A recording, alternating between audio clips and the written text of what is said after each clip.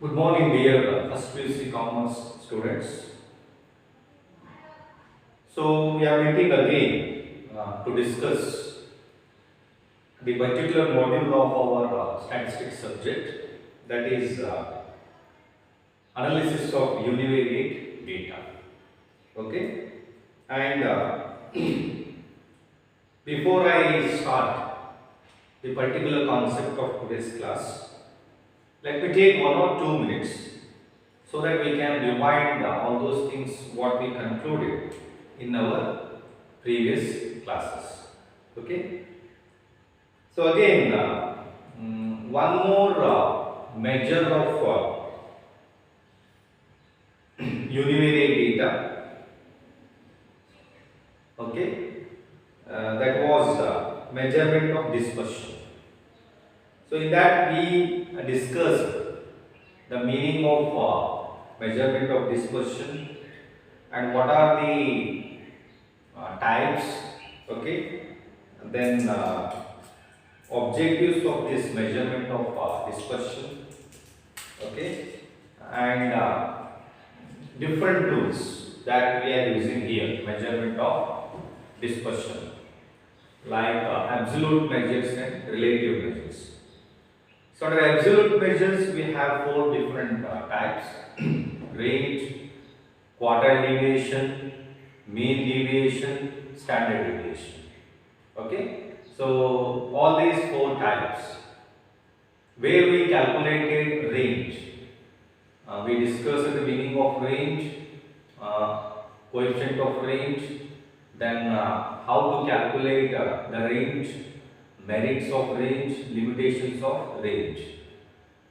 And again we were discussing quartile deviation plus coefficient of quartile deviation. Formula also we have taken, meaning we discussed, advantages, limitations we discussed. Then one more thing was regarding problems. We worked out one problem where we calculated semi-quartile range and interquartile range. Okay, so ಇಷ್ಟೆಲ್ಲ ನಾವು ಹಿಂದಿನ class ಅಲ್ಲಿ discuss ಮಾಡಿದ್ವಿ. So this is our lecture number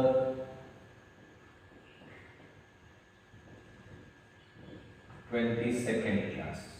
Okay, so right here,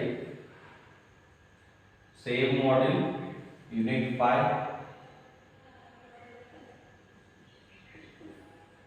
analysis of univariate data.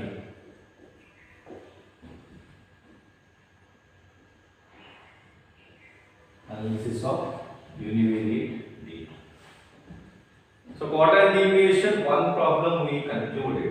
Okay, so let me take problem number 3 from the textbook, exercise problem number 3. Problem number 2 we calculate interquartile range and semi-interquartile range for the following data, that we calculated. So now we calculate, compute coefficient of quartile deviation from the data given below. So direct question ಕೇಳಿದ್ದಾರೆ, compute coefficient of quartile deviation, coefficient of quartile deviation ಕೇಳಿದ್ದಾರೆ from the data given below. ಏನ್ data ಕೊಟ್ಟಿದ್ದಾರೆ? Univariate data ಕೊಟ್ಟಿದ್ದಾರೆ x along with its frequencies. ಡೇಟಾನು ಕೊಟ್ಟಿದ್ದಾರೆ x, ಅದರ ಜೊತೆ ಫ್ರೀಕ್ವೆನ್ಸಿನೂ ಕೊಟ್ಟಿದ್ದಾರೆ f. Okay, so x ಏನೇನು ವ್ಯಾಲ್ಯೂಸ್ ಇದೆ? 2 4 6 8 10 12. f ಏನಿದೆ? 3 5 10 12 6 4 ಅಲ್ವಾ? ಸೊ ಹೀಗೆ ಡೇಟಾ ಕೊಟ್ಟಾಗ ನಾವು coefficient of quartile deviation ಅನ್ನು ಹೇಗೆ ಕ್ಯಾಲ್ಕುಲೇಟ್ ಮಾಡೋದು? ಓಕೆ, ಸೊ ಅದಕ್ಕೂ ಮೊದಲು ನಾವೇನು ಮಾಡಬೇಕು? coefficient of quartile deviation ಗೆ ಫಾರ್ಮುಲಾ ಏನಂತ ಬರ್ಕೊಳ್ಳೋದು. Okay, so problem number 3, solution. Correct? Calculation of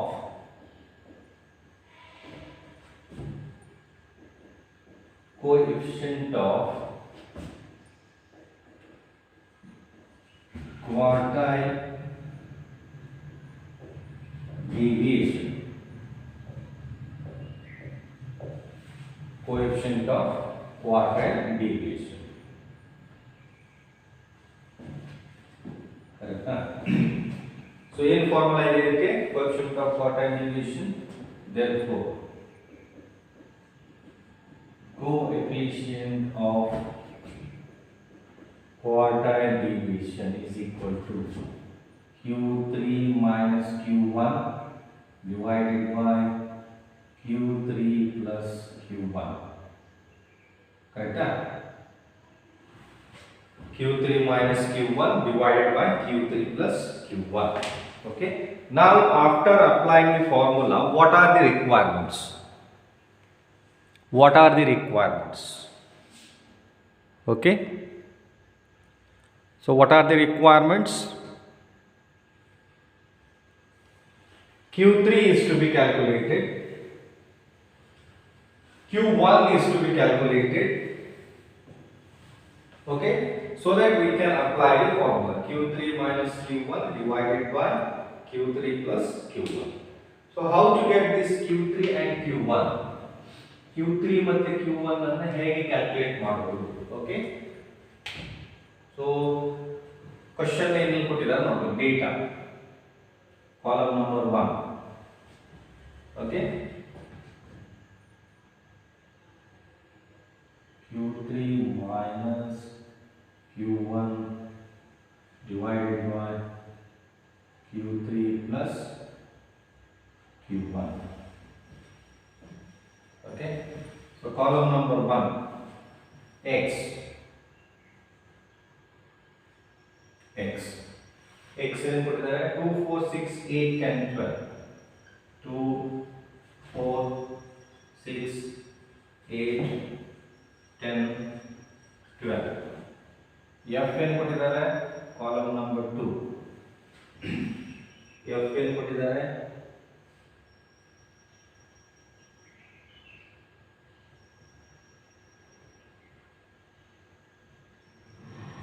3, 5, 10, 3, 5, 10, 12, 6, 4. 12, 6, 4. So total of F is capital N is equal to, so 3 plus 5, 8, plus 10, 18, 20, 30, 36, 40. So N is 40. Okay. One more thing I told you while calculating. So this is of ungrouped data along with frequency. Along with frequency. So which formula is to be applied? If only they give the x, we apply n plus 1 divided by 4th value. Okay. But here we apply same formula. Okay. In plus 1 divided by 4th value. But we know that when frequencies are given, especially to calculate median and quartiles, deciles, percentiles, we need to calculate less than cumulative frequency. Alva? So less than cumulative frequency na ಮಾಡ್ಕೋಬೇಕು. So less than cumulative frequency ಯಾಕೆ ಮಾಡ್ಕೋಬೇಕು? Median calculate ಮಾಡುವಾಗ, ಆಮೇಲೆ quartiles calculate ಮಾಡುವಾಗ, deciles calculate ಮಾಡುವಾಗ, percentiles calculate ಮಾಡುವಾಗ ನಾವೇನು ನೋಡಿದ್ದೇವೆ? ಬರೀ ಎಕ್ಸ್ ಕೊಟ್ಟಿದ್ರೆ ಲೆಸ್ ದೆನ್ ಕ್ಯುಮುಲೇಟಿವ್ ಫ್ರೀಕ್ವೆನ್ಸಿ ಮಾಡೋ ಚಾನ್ಸಸ್ ಇಲ್ಲ. ಬಟ್ ಫ್ರೀಕ್ವೆನ್ಸಿ ಕೊಟ್ಟಾಗ ಮೀಡಿಯನ್, ಕ್ವಾರ್ಟೈಲ್ಸ್, ಡಿಸೈಲ್ಸ್, ಪರ್ಸೆಂಟೈಲ್ಸ್ ಕ್ಯಾಲ್ಕುಲೇಟ್ ಮಾಡಲಿಕ್ಕೆ ನಾವು ಅದನ್ನ ಏನು ಮಾಡ್ಕೋಬೇಕು? ಲೆಸ್ ದೆನ್ ಕ್ಯುಮುಲೇಟಿವ್ ಫ್ರೀಕ್ವೆನ್ಸಿ ಮಾಡ್ಕೋಬೇಕು. So less than cumulative frequency, column number 3. Okay. So how to do this? 3 ಹಾಗೆ ಇರುತ್ತೆ. 3 plus 5 8, 8 plus 10 18, 18 plus 12 40, 40 sorry 18 plus 10 30, 36 40. ಕರೆಕ್ಟಾ? So less than cumulative frequency ಇಷ್ಟು ನಾವು ಮಾಡ್ತೀವಿ. ಸೊ ಈಗ ನಮ್ಗೆ ಏನು ಬೇಕು? Q3 ಬೇಕು, Q1 ಬೇಕು, Q3 ಬೇಕು, Q1 ಬೇಕು, ಎರಡು ಕಡೆ. ಯಾಕಂತ ಹೇಳಿದ್ರೆ ಕೋಎಫಿಷಿಯಂಟ್ ಆಫ್ ಕ್ವಾರ್ಟೈಲ್ ಡಿವಿಯೇಷನ್ ಅಂತ ಹೇಳಿದ್ರೆ Q3 minus Q1 divided by Q3 plus Q1. So Q3 ಬೇಕು, Q1 ಬೇಕು. ಸೊ ಇಲ್ಲಿ Q3 ಬೇಕಂತ ಹೇಳಿದ್ರೆ ನಾವು Q3 is equal to L plus IN divided by 4 minus CF into C. ಆ ಫಾರ್ಮುಲಾ ಹಾಕ್ಲಿಕ್ಕೆ ಆಗಲ್ಲ. ಯಾಕೆಂದ್ರೆ ಕೊಟ್ಟಿರೋ ಡೇಟಾ ಕಂಟಿನ್ಯೂಸ್ ಡೇಟಾ ಅಲ್ಲ, ಡಿಸ್ಕ್ರೀಟ್ ಡೇಟಾ. ಡಿಸ್ಕ್ರೀಟ್ ಡೇಟಾ ಕೊಟ್ಟಿದ್ದಾರೆ, ಆಮೇಲೆ ಫ್ರೀಕ್ವೆನ್ಸಿ ಕೊಟ್ಟಿದ್ದಾರೆ. ಓಕೆ, ಸೊ ನಾವು ಏನು ಮಾಡಬೇಕು ಈಗ? ಡೈರೆಕ್ಟ್ ಆಗಿ ಫಾರ್ಮುಲಾ ಹಾಕೋಣ. therefore Q3 is equal to ಏನು ಫಾರ್ಮುಲಾ ಇದೆ? IM or I into N plus ಹೀಗೆ ಬರೋಣ.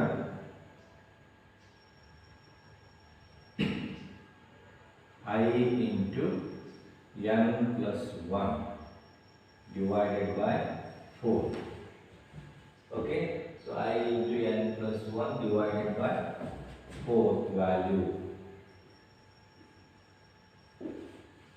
So highest ಇದೆ ಇಲ್ಲಿ 3 ಅಲ್ವಾ? Third quartile 3. n ಎಷ್ಟಿದೆ? ಕ್ಯಾಲ್ಕುಲೇಟ್ ಮಾಡಬೇಕು. 40 plus 1 divided by 4th value. Okay, so 3 into 41 divided by 4. So 41 into 3 ಅಂದ್ರೆ ಎಷ್ಟಾಗುತ್ತೆ? 3 1 3, 3 4 12, 123 divided by 4 ಆಗುತ್ತೆ. ಸೊ 123 divided by 4 ಅಂದ್ರೆ ಎಷ್ಟು ಬರುತ್ತೆ? ಕ್ಯಾಲ್ಕುಲೇಟ್ ಮಾಡಿ. 30.75, 30.75. ಓಕೆ, 30.75 ಎಲ್ಲಿದೆ? 30.75, 30.75.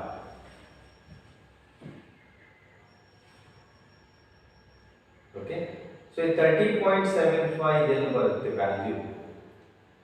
30.75 ಎಲ್ಲಿ ಬರುತ್ತೆ ವ್ಯಾಲ್ಯೂ? ಸೊ 30.75 ವ್ಯಾಲ್ಯೂ ಎಲ್ಲಿ ಬರುತ್ತೆ?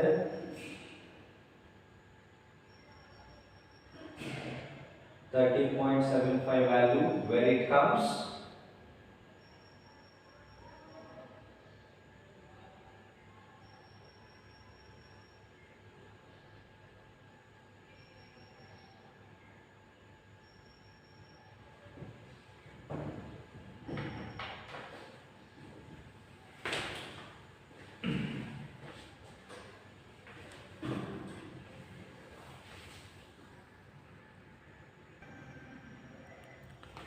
Okay, so we continue. So 30.75 we got 30.75. So where it comes? 30.75.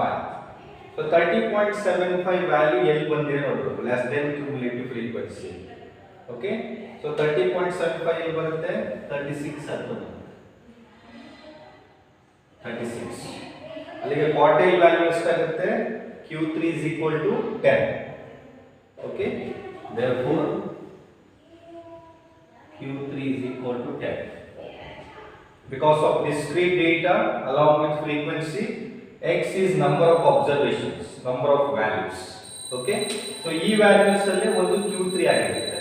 So ಆ Q3 ಕ್ಯಾಲ್ಕುಲೇಟ್ ಮಾಡಬೇಕು ಅಂತ ಹೇಳಿದ್ರೆ ಕೊಟ್ಟಿರೋ ಫ್ರೀಕ್ವೆನ್ಸಿನ ನಾವು less than cumulative frequency ಮಾಡ್ಕೋಬೇಕು. less than cumulative frequency ಮಾಡಿದ್ಮೇಲೆ Q3 ಕ್ಯಾಲ್ಕುಲೇಟ್ ಮಾಡ್ಲಿಕ್ಕೆ ಫಾರ್ಮುಲಾ ಹಾಕಬೇಕು. ಫಾರ್ಮುಲಾ ಏನು ಹೇಳುತ್ತೆ?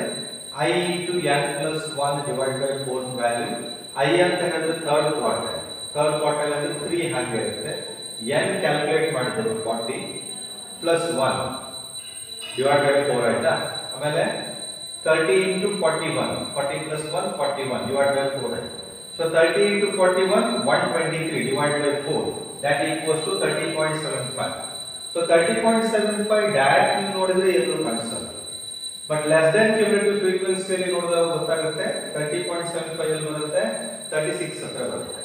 ಸೊ 36 ಇದು ವ್ಯಾಲ್ಯೂ ಎಷ್ಟಿದೆ, ಅಬ್ಸರ್ವೇಷನ್ ವ್ಯಾಲ್ಯೂ 10. ಸೊ Q3 ಎಷ್ಟಾಯಿತು, 10. ಸೊ Q3 ಕ್ಯಾಲ್ಕುಲೇಟ್ ಮಾಡ್ತೀವಿ. we calculated Q3, we need Q1 ಅಲ್ವಾ. Therefore Q1 is equal to same formula, I into n plus 1 divided by 4 plus. Okay, so I is ಇಲ್ಲಿ 1 here. ಯಾಕಂದ್ರೆ first quarter means 1, I is 1. So n is already calculated, 40 plus 1, correct? Divided by 4. So 1 into 41 divided by 4.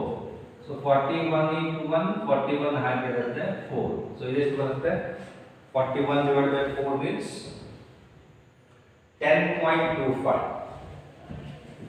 10.25. Okay. So 10.25 ಎಲ್ಲಿ ಬರುತ್ತೆ, less than cumulative frequency ಅಲ್ಲಿ 18 ಅಂತ ಬರುತ್ತೆ. 18. So ಅಲ್ಲಿ x value ಎಷ್ಟಾಯಿತು, quartile value 6. Therefore Q1 is equal to 6.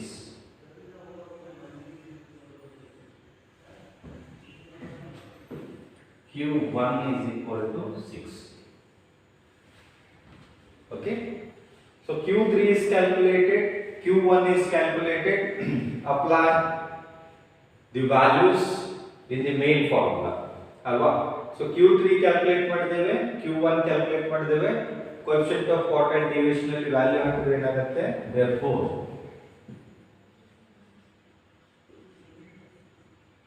coefficient of quartile deviation is equal to Q3 ಎಷ್ಟಿದೆ, 10, correct? 10 minus Q1 6. 10 minus 6 divided by 10 plus 6. So 10 minus 6 4. 10 plus 6 16. So 4 divided by 16 means 0.25. 0.25. So this is the value of coefficient of quartile deviation, one of the relative measures of dispersion, that is coefficient of quartile deviation. Okay, so ಇಲ್ಲಿ x ಅನ್ನೋದು discrete data, but ಇದೇ x ಅವರು ಇಲ್ಲಿ continuous data ಕೊಟ್ಟಿದ್ರೆ ಏನಾಗ್ತಿತ್ತು, continuous data ಕೊಟ್ಟಿದ್ರೆ ನಾವು ಈ ಫಾರ್ಮುಲಾ ಅಪ್ಲೈ ಮಾಡ್ಲಿಕ್ಕೆ ಆಗುತ್ತಿಲ್ಲ.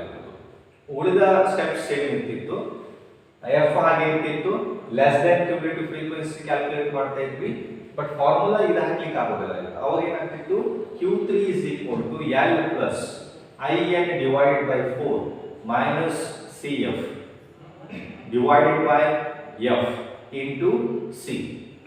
ಯಾವಾಗದು continuous data.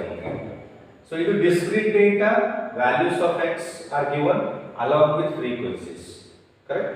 So discrete data ಗೊತ್ತಿದೆ ನಮಗೆ, ಈ ಫಾರ್ಮುಲಾ ಅಪ್ಲೈ ಮಾಡೋದು ಅಂತ. But less than cumulative frequency ಬೇಕಾಗುತ್ತೆ. ಕ್ವಾರ್ಟೈಲ್ಸ್ ಕ್ಯಾಲ್ಕುಲೇಟ್ ಮಾಡುವಾಗ, ಡಿಸೈಲ್ಸ್ ಕ್ಯಾಲ್ಕುಲೇಟ್ ಮಾಡುವಾಗ, ಪರ್ಸೆಂಟೈಲ್ಸ್ ಕ್ಯಾಲ್ಕುಲೇಟ್ ಮಾಡುವಾಗ, ಆಮೇಲೆ ಮೀಡಿಯನ್ ಕ್ಯಾಲ್ಕುಲೇಟ್ ಮಾಡುವಾಗ. ಸೊ ಇನ್ನೊಂದು ಪಾಯಿಂಟ್ ನಾನು ಇಲ್ಲೇ ಹೇಳ್ಬಿಡ್ತೀನಿ, ಮಿಡ್ ಟರ್ಮ್ ಎಕ್ಸಾಮಿಗೆ, ನಿಮ್ಮ ಸೆಕೆಂಡ್ ಮಿಡ್ ಟರ್ಮ್ ಎಕ್ಸಾಮಿಗೆ ಕಂಪ್ಲೀಟ್ ಮಾಡ್ಯೂಲ್ ಇರುತ್ತೆ, ಅನಾಲಿಸಿಸ್ ಆಫ್ ಯೂನಿವೇರಿಯೇಟ್ ಡೇಟಾ. ಅಂದ್ರೆ ಎಲ್ಲಿ ತನಕ ನಾವು ಡಿಸ್ಕಸ್ ಮಾಡ್ತೇವೋ ಅಲ್ಲಿ ತನಕ ಮಿಡ್ ಟರ್ಮ್ ಎಕ್ಸಾಮಿಗೆ ಇರುತ್ತೆ. You know that it is of 50 marks, 50. So 1 mark questions ಇರುತ್ತೆ, 2 marks questions ಇರುತ್ತೆ, correct? 1 mark 5 questions ಇರುತ್ತೆ, 2 marks 5 questions ಇರುತ್ತೆ, ಆಮೇಲೆ 5 marks 3 questions ಇರುತ್ತೆ, 10 marks 2 questions ಇರುತ್ತೆ. So ಅಲ್ಲಿ ಎಷ್ಟಾಯ್ತು, 20 plus 15, 35, 35, 45, 50. ಓಕೆ, ಸೊ ನಾವು ಏನೇನು ಡಿಸ್ಕಸ್ ಮಾಡಿದೆವು ಪ್ರಾಬ್ಲಮ್, ಅದು ಅರಿಥಮೆಟಿಕ್ ಮೀನ್ ಇರ್ಬೋದು, ಮೀಡಿಯನ್ ಇರ್ಬೋದು, ಮೋಡ್ ಇರ್ಬೋದು, geometric mean, harmonic mean, calculation of missing frequency, combined arithmetic mean. Okay, ಆಮೇಲೆ ಅದಾದ್ಮೇಲೆ ನಮ್ದು ಮೀಡಿಯನ್, ಮೋಡ್, ಜಿಯೋಮೆಟ್ರಿಕ್ ಮೀನ್ ಅಲ್ಲಿ ಪ್ರಾಬ್ಲಮ್ ಮಾಡಿದ್ದೇವೆ, ಹಾರ್ಮೋನಿಕ್ ಮೀನ್ ಅಲ್ಲಿ ಪ್ರಾಬ್ಲಮ್ಸ್ ಮಾಡಿದ್ದೇವೆ, ಕ್ವಾರ್ಟೈಲ್ಸ್ ಮೇಲೆ ಮಾಡಿದ್ದೇವೆ, ಡಿಸೈಲ್ಸ್ ಮೇಲೆ ಪ್ರಾಬ್ಲಮ್ಸ್ ಮಾಡಿದ್ದೇವೆ, ಪರ್ಸೆಂಟೈಲ್ಸ್ ಮೇಲೆ ಪ್ರಾಬ್ಲಮ್ಸ್ ಅನ್ನು ಡಿಸ್ಕಸ್ ಮಾಡಿದ್ದೇವೆ. ಕರೆಕ್ಟ್. ಆಮೇಲೆ ಮೆಜರ್ಮೆಂಟ್ ಆಫ್ ಡಿಸ್ಪರ್ಷನ್, ರೇಂಜ್ ಮೇಲೆ ಪ್ರಾಬ್ಲಮ್ಸ್ ಅನ್ನು ಡಿಸ್ಕಸ್ ಮಾಡಿದ್ದೇವೆ, ಕ್ವಾರ್ಟೈಲ್ ಡಿವಿಯೇಷನ್ ಮೇಲೂ ಕೂಡ ಪ್ರಾಬ್ಲಮ್ ಅನ್ನು ಡಿಸ್ಕಸ್ ಮಾಡಿದ್ದೇವೆ. ಓಕೆ, ಸೊ ಈ ಎರಡು ಪ್ರಾಬ್ಲಮ್ ಇದೆ ಕ್ವಾರ್ಟೈಲ್ ಡಿವಿಯೇಷನ್ ಮೇಲೆ. ಆಮೇಲೆ ಸಣ್ಣ ಸಣ್ಣ ಪ್ರಾಬ್ಲಮ್ ಇದೆ. Okay,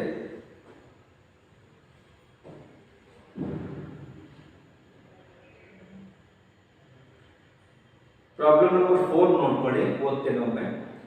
Calculate an appropriate measure of dispersion from the following data. Calculate an appropriate measure of dispersion from the following data. ಯಾವ ಮೆಜರ್ ಹಾಕಬೇಕಂತ ಹೇಳಿ ಅಲ್ವಾ, ಯಾವ ಮೆಜರ್ ಅಪ್ಲೈ ಮಾಡಬೇಕಂತ ಹೇಳಿಲ್ಲ. ಬಟ್ ಏನು ಹೇಳಿದ್ದಾರೆ, calculate an appropriate measure of dispersion from the following data ಅಂತ ಹೇಳಿದ್ದಾರೆ. ಸೊ ಕೊಟ್ಟಿರೋ ಡೇಟಾದಿಂದ ನಾವೇನ್ ಮಾಡಬೇಕು, ಯಾವ ಮೆಜರ್ಮೆಂಟ್ ಆಫ್ ಡಿಸ್ಪರ್ಷನ್ ಹಾಕಬಹುದು. ಅಲ್ಲಿ ನಾವು ರೇಂಜ್ ಅಪ್ಲೈ ಮಾಡಬಹುದಾ, ಕ್ವಾರ್ಟೈಲ್ ಡಿವಿಯೇಷನ್ ಅಥವಾ ಕ್ವಾರ್ಟೈಲ್ ಡಿವಿಯೇಷನ್ ಅಪ್ಲೈ ಮಾಡಬಹುದಾ, ಮೀನ್ ಡಿವಿಯೇಷನ್ ಅಪ್ಲೈ ಮಾಡಬಹುದಾ, ಅಥವಾ ಸ್ಟ್ಯಾಂಡರ್ಡ್ ಡಿವಿಯೇಷನ್ ಅಪ್ಲೈ ಮಾಡಬಹುದಾ.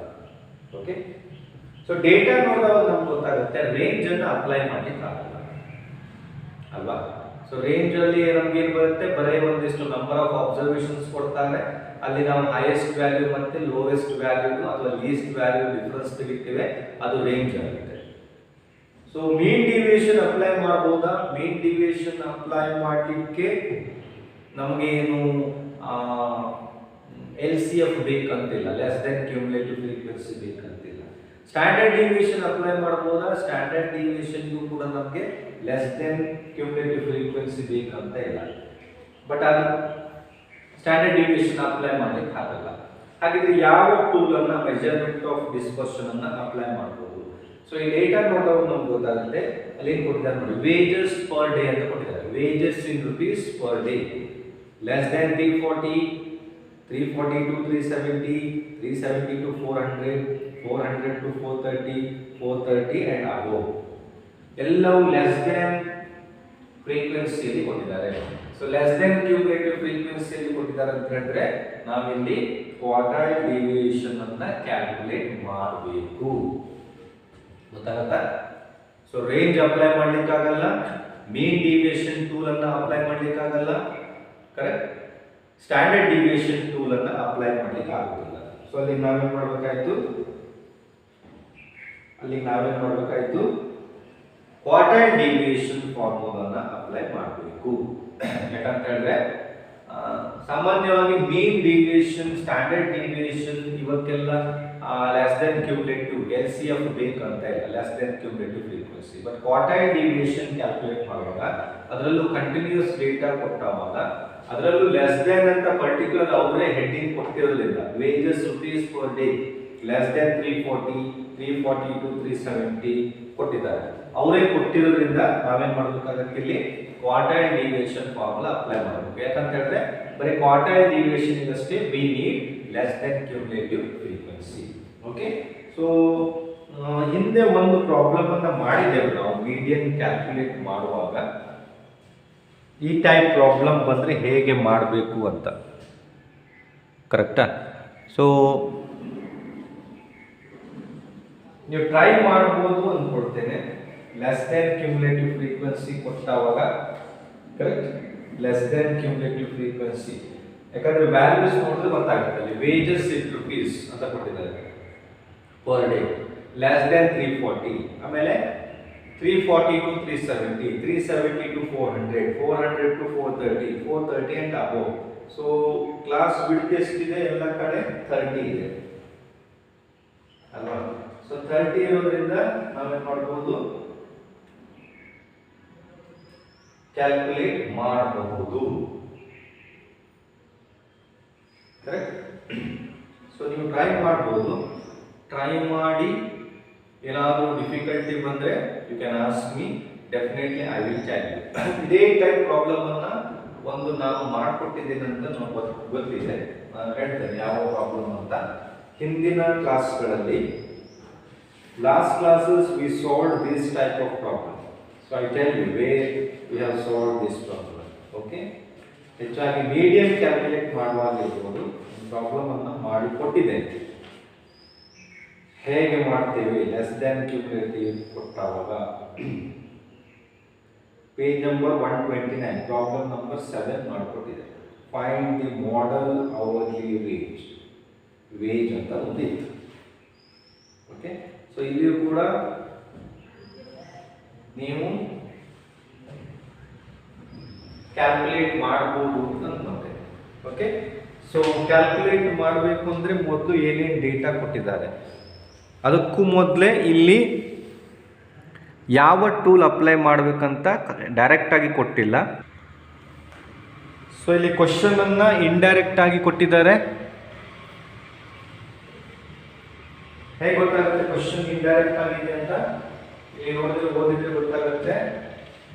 Calculate an appropriate measure of dispersion.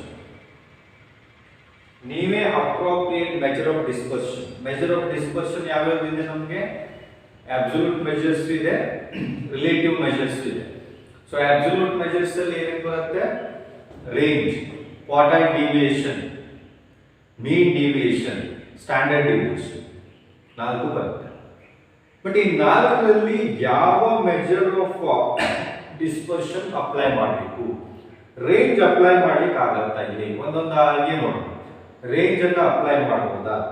Range apply ಮಾಡ್ಲಿಕ್ಕೆ ಆಗಲ್ಲ. ಯಾಕಂತ ಹೇಳಿದ್ರೆ ರೇಂಜ್ ಇದು ಒಂದು ಲಿಮಿಟೇಷನ್ ಇದೆ.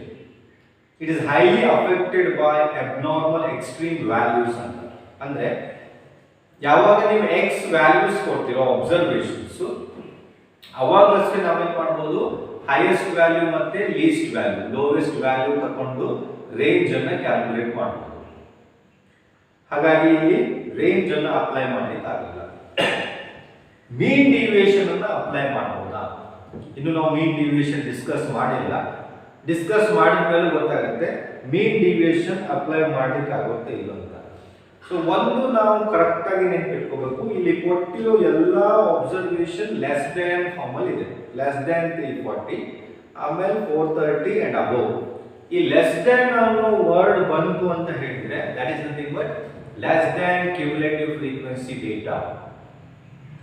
ಆಮೇಲೆ ನಾವೆಲ್ಲ ಕಡೆ ನೋಡಿದ್ದೇವೆ ಮೀಡಿಯನ್ ಕ್ಯಾಲ್ಕುಲೇಟ್ ಮಾಡುವಾಗ, ಕ್ವಾರ್ಟೈಲ್ಸ್ ಕ್ಯಾಲ್ಕುಲೇಟ್ ಮಾಡುವಾಗ, ಡಿಸೈಲ್ಸ್ ಕ್ಯಾಲ್ಕುಲೇಟ್ ಮಾಡುವಾಗ, ಪರ್ಸೆಂಟೈಲ್ಸ್ ಕ್ಯಾಲ್ಕುಲೇಟ್ ಮಾಡುವಾಗ ನಮಗೆ ಲೆಸ್ ದೆನ್ ಕ್ಯುಮುಲೇಟಿವ್ ಫ್ರೀಕ್ವೆನ್ಸಿ ಬೇಕಾಗುತ್ತೆ.